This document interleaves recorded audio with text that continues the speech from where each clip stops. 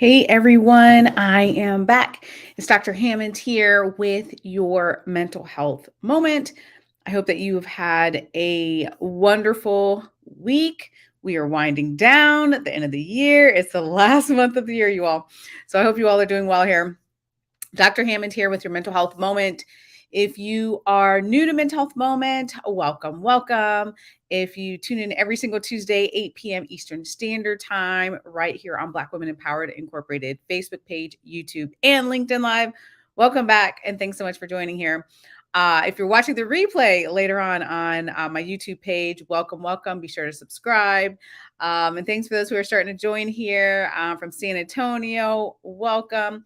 I reside in Florida, but today I'm in Illinois, which thankfully is way warmer than where I was last week, which was Minnesota, which got down into the single digits, which is really hard being a Floridian and those really, really cold climates for me. So it's a little bit warmer here, 30s and 40s. But welcome, welcome. Thanks for those who are starting to join here. It's Dr. Hammond here with your mental health moment.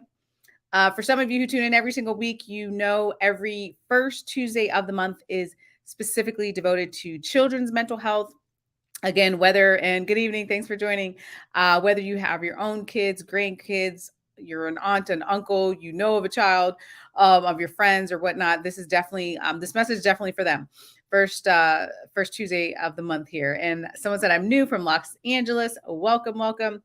Someone's here from Quebec. Welcome. So Charlotte, North Carolina is in the house. I'm from Florida. I'm in Illinois as well. Welcome, welcome, welcome. And someone said, so good to be here. And it's great to have you all. So again, today, first Tuesday of the month is specifically devoted to children's mental health. Some of you may or may not be aware of how tragic it was, especially for kids after COVID. There are some studies that were showing that over 10 million children globally lost a parent or a primary caregiver.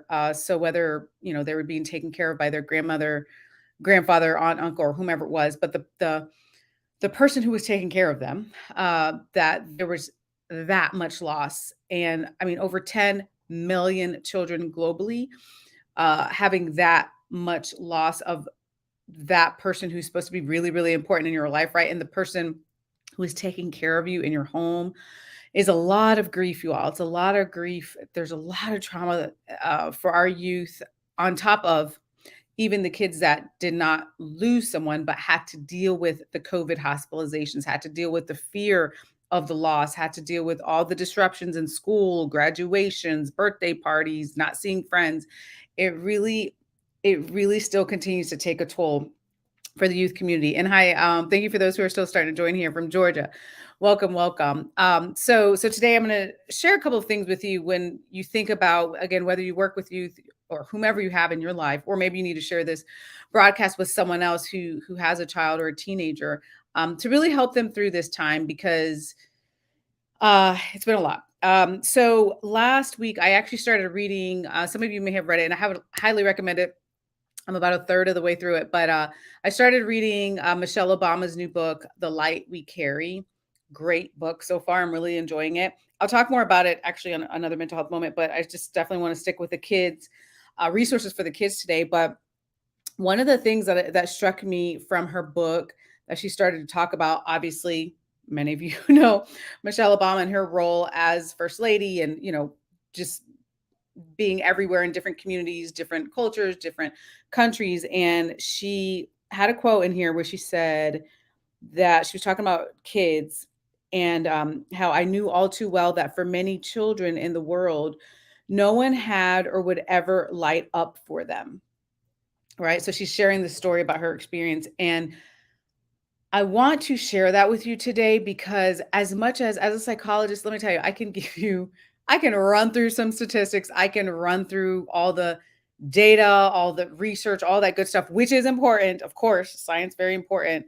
However, the bottom line is right now, just as she mentioned in the book, there's so many kids and teenagers who are hurting right now. There's so much of our youth who have been through so much over these last couple years.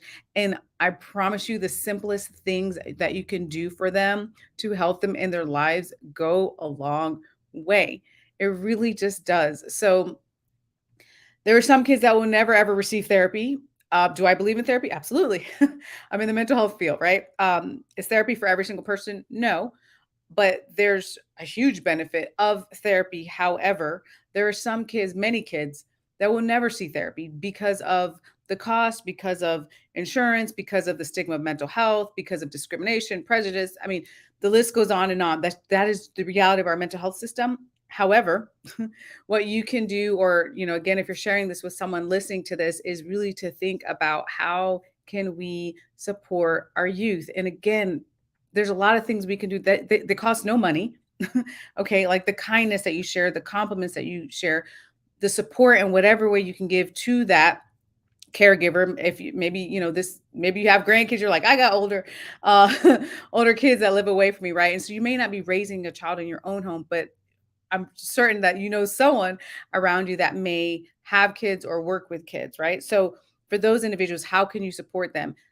Checking in with people is such a simple task, but it really does go a long way. So I wanted to share that with you today, because it struck me when she was talking about this story in her book, and how she was at anyways a function one day, and basically one of the kids had asked her, can I get a hug? And then it was like another kid, can I get a hug? And that sort of thing. She was doing a Q&A with some kids, and how meaningful it was, because this room full of kids just start to come up and give her a hug. And it also reminded me, it was funny, she was sharing that story in the book, and I don't want to give away the whole book, of course, no spoiler alerts, but that was just one of the stories she shared. And hi, actually, thanks for those who are still starting to join here, from Virginia, from Maryland. Welcome, welcome. It's Dr. Hammond here with your mental health moment. Today, we are talking specifically about children's mental health, which is the first Tuesday of every single month on Black Women Empowered Incorporated Facebook page, YouTube, or LinkedIn Live. Or again, if you're watching the replay on my YouTube, be sure to subscribe. Every week we are here. And the first Tuesday of the month is children's mental health. But I was sharing that what was so fascinating about thinking of youth, and thinking about mental health, was it reminded me of an experience I had in 2011, I believe. So it was a while back. But it was the first time I went to the Dominican Republic, and I went with a church group. It was a multiple church group, and we were building at the time the only building that served as the school, hurricane shelter, and church in a small area of the Dominican Republic.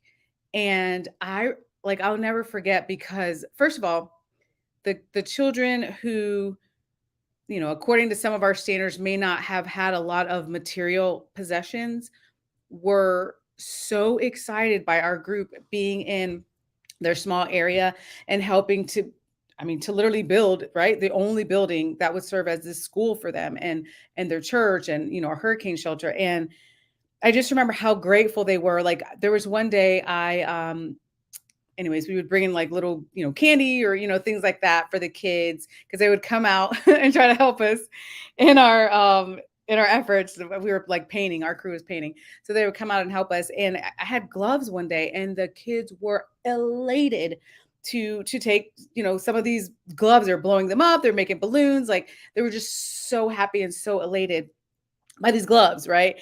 And elated to the point where, like, kids, I feel like in America, if they had like a PS5, they would be like elated. That's how excited these kids were. And we're talking about gloves. And I'll never forget the very last day we were there. And hi, thanks for those who are still starting to join here. The very last day we were there, um, we had, I don't know, like 50 kids or something, like, came out because they wanted to thank our group for what we had done in the community. And one of the priests that were there, he said, okay, they want to thank your group, and how they want to thank, because they're all kids, like elementary age kids, and how they wanted to thank us was by giving us hugs. And I don't know why I'm getting emotional telling this story. I think, it just reminded me when Michelle Obama was sharing her experience of all these kids wanting to give her a hug, that the 50 children that took turns giving us all hugs in that room was so mutually beneficial for us. Like we as a team, we were like in tears, like we were just so excited because it was so meaning. Like they just wanted to thank us so much. Like they were like flooding us, right, with hugs. And it seems so simple, you all. And I'm not saying you need 50 kids, to hug, but like it's a small gesture, but that like they were so excited to express the gratitude to us through their hugs, and we were overwhelmed, as I still am overwhelmed with emotions to receive that type of love and thank yous. You know what I mean? It didn't have to be something physical. And more than likely, these are memories that these kids are going to have for a very long time. Like, hey, some group, probably don't remember our names, but some group came into our communities. They cared enough about us.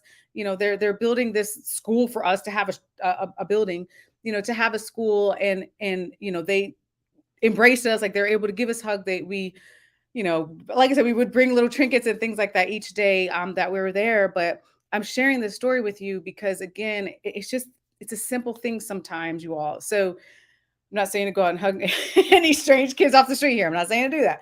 But I am saying, the kids in your life, if I mean, it's the hugs sometimes, it's the heart to heart talks, it's the positive compliments. I promise you, these kids are bombarded with negative messages. I can tell you as a psychologist, I've talked to many, many, many kids, hundreds and hundreds of kids over the years, one-on-one, and the things they share is quite scary, actually. The things that people tell them, the things that their peers are telling them, it's so negative. Have you all been on social media? Have you seen how negative it can be? So imagine being an elementary, middle, high schooler, and like you're bombarded with those types of messages, right? So, so again, I'm sharing this with you all today because I really want you all to remember it's really the simple things sometimes that go a long way for our youth. So I encourage you to be reaching out for them. Good evening to you as well. Dallas, Texas is in the house. St. Louis, Missouri, New Jersey, North Carolina, San Francisco. Welcome, welcome.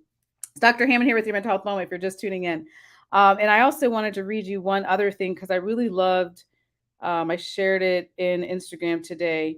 But I wanted to share this because I thought this was very applicable. For for our children's mental health segment today. And again, I shared it. It's in my Instagram story, but it's a gentleman by the name of Greg Braden. So I'm just sharing. It said, "This hit me that you never really know the true impact you have on those around you. You never know how much someone needed that smile you gave them. You never know how much your kindness turned someone's entire life around." Okay, I'm just getting emotional. Still thinking about those kids in DR. But anyhow, you never know how much someone needed that long hug or deep talk. So don't wait to be kind. Don't wait for someone else to be kind first. Don't wait for better circumstances or for someone to change. Just be kind because you never know how much someone needs it.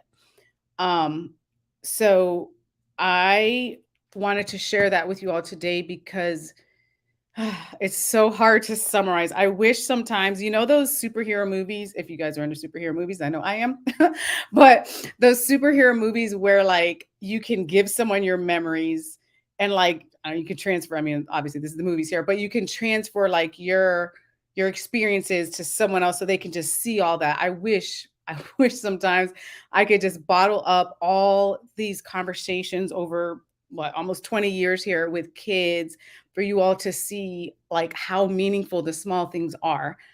It's just, it's hard for me to even express, but I'm sharing that with you today because it's so important, especially even going through the holidays. A lot of kids right now are dealing with so much loss. And I'm thinking about a colleague actually that I just found out about, unfortunately, who passed away this year. I just found out recently from cancer, and who has a teenage daughter. This is going to be her first Christmas without her mom. Like, it's really so hard right now for a lot of these youth. So I just encourage you again to be reaching out to know that the little things matter, to know that your compliments matter, to know that your smiles matter, to know that checking in with families matter, to know that there's so much loss right now. There's so much grief, there's so much trauma that has happened, but I really encourage you to to think about how can we help? And again, knowing that the little things matter. And if you want like specific things, you can reach out to me at any time on any social media platform I have. I mean, I can list 300 things, right, that you can do to help kids in the community. But most importantly, I just want you to remember that the small things really matter so much too. Someone said it truly is for there's a kid at church that hugs me every time he sees me. Oh my goodness. I told his mom he's okay. And it makes my day as well. And that's so beautiful because again, it means so much more than we know sometimes. I think it's so interesting. A lot of the research I've been seeing lately, I'm really welcome to Mental Health Moment. For those of you who are new, we talk a lot on Mental Health Moment also about random acts of kindness, which is something that's very near and dear to my heart because I know as a psychologist how much people are hurting, don't show it, you don't see it on social media, and they need that. And the research definitely shows that. But again, I'm really starting to see lately in the research how the effects are so much stronger than we know. Meaning, for that person that just mentioned about giving this kid a hug, like for you, you're like, oh yeah, I give him a hug back. But like for that kid, like this is something that this child may remember for the rest of their life. We don't know people's life circumstances, you all.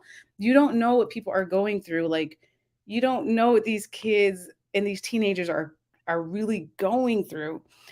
So when we extend whatever it is, our random acts of kindness, our support and whatnot, we literally could be doing something that not only changes their life, but that they're going to remember for the rest of their life, right? You all know, even as adults, that there are things you remember, there are kind things you remember. I know I remember, right? From our childhood. Like we're grown adults now, but there's things that people have said to us, positive things, negative too, but positive things people have said to us, positive things people have done for us, and you remember those things, like they're very impactful.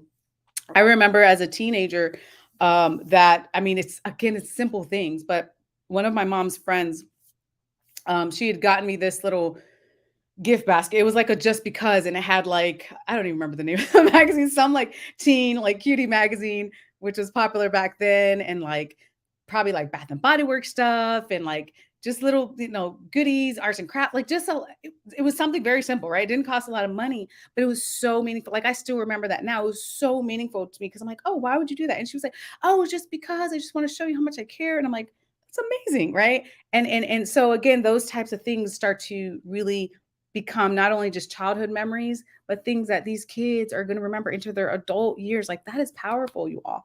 That is powerful. And hi from Mississippi. Welcome, welcome. It's Dr. Hammond here with your mental health moment. So I wanted to share these share these things with you today. Again, first Tuesday of every month, we talk specifically about children's mental health, and I wanted to, definitely just have it be a reminder today of how powerful the small acts are. Whether it be acts of kindness, whether it be acts of support, whether it be a compliment, whether it be a hug, whether it be a smile, like these things are very, very needed for our youth right now. Additionally, too, yes, is mental health therapy needed, interventions needed? Absolutely. But for the kids, especially that will never receive that because of the stigma of mental health, because of a lot of different factors, these smaller things that we can do as a community can at least be helpful to them as well. Someone said, mental health really matters. I try so hard in my community to spread the awareness of mental illness and depression and anxiety. It's real, and especially in the Black community where it's not spoken about. Yep. I turn my pain into purpose. I'm a mother of a loss to suicide. So first, thank you for sharing that. Definitely sorry for your loss.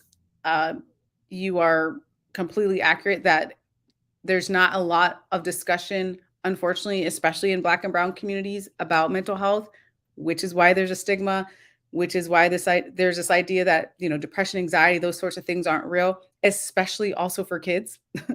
There's still this notion, which blows my mind because I know my experiences for over 2 decades and how many kids and teens I've seen. But there's still this notion right now that kids don't have mental health issues. It's like, what do they have to be stressed out about? And I want to be like, a lot of things. Where do I start? A lot of things actually. So you're absolutely right. But you know what I would say to that, and my hope is that we can all teach each other what we know. We all know something. We may not know everything. That's okay. I don't know everything. Right? But what we do know, we can share with others because that's the way we help with the stigma of mental health. So what you do learn that can help a child, share it with someone else. Uh, you know, if it's your own personal experience with loss or grief or, mental health concerns, if you feel comfortable with that and you share it with someone else, that can be something that frees someone else and helps them on their mental health journey, right? Or a family member or child or teen. So I definitely encourage that for us as a community. I definitely think that's the way for us to heal as a community. And I hope, first of all, again, thank you for sharing that. And I hope that you have the support that you need to really get through. Someone said, oh, someone said, the simple things are very special to me. I have a stuffed animal my niece gave me, and it's over 27 years old. And that is exactly true. It really, it really just is the simple things sometimes. How can you, and I want you to think about this as I wrap up here.